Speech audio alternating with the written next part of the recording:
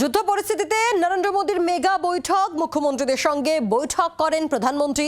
Mega বৈঠকে লকডাউনে জল্পনা খারিজ, টিম ইন্ডিয়া হিসেবে কাজের বার্তা, জ্বালানি নিরাপত্তা নিশ্চিতের বার্তাও দেওয়া হয়েছে বৈঠকে।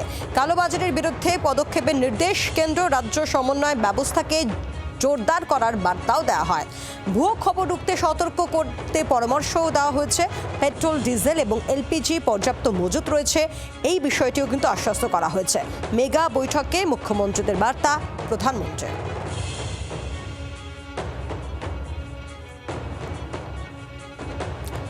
আজ বেশ কয়েক ঘন্টা ধরে সব রাজ্যের মুখ্যমন্ত্রীদের সঙ্গে বৈঠক করেন প্রধানমন্ত্রী। যদিও ভোটমুখী 5 রাজ্যের মুখ্যমন্ত্রীরা ছিলেন না, আদর্শ আচরণবিধি লাগু হয়ে গিয়েছে তার জন্যই। কথা বলবো রাজীব, আমাদের সঙ্গে রয়েছেন টেলিফোনের প্রতিনিধি। রাজীব, ম্যারাথন একটা বৈঠক আমরা দেখি, বৈঠকের নির্দেশ কি? দেখো, 2.5 ঘন্টা ধরে বৈঠক চলেছে এবং বৈঠকের আমরা জানি বিষয় ছিল যে পশ্চিম এশিয়ায় সংকট।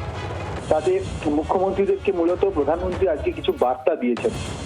পেট্রোল, ডিজেলের এবং জ্বালানি গ্যাসের যে সরবরাহ শৃঙ্খল সেগুলি বজায় রাখা এবং তাতে একেবারে সম্মিলিতভাবে লড়াই করা। এক্ষেত্রে আজকে নির্যাস টিম ইন্ডিয়া হিসেবে কাজ করবে রাজ্য এবং কেন্দ্র। সমস্ত রাজ্য সরকার এবং কেন্দ্র সরকার এই সংকটের মোকাবিলায়, এই যুদ্ধ পরিস্থিতিতে ভারতের পেট্রোল ডিজেলের সরবরাহ ঠিক রাখতে, আম জনতাকে সুরাহা দিতে কেন্দ্রীয় সরকার এবং রাজ্য সরকারগুলি তারা একসঙ্গে কাজ করবে এবং কেন্দ্রীয় সরকার যে পদক্ষেপগুলি করেছে সেগুলি জানানো হয়েছে। নির্যাস টিম ইন্ডিয়া হিসেবে কাজ করবে এবং এই সংকটের মোকাবিলা সারা ভারত এক হয়ে করবে, এমনটাই আজকে এই বৈঠক থেকে বেরিয়ে এসেছে। ধন্যবাদ রাজীব, ধন্যবাদ, বোঝা গেছে, ধন্যবাদ।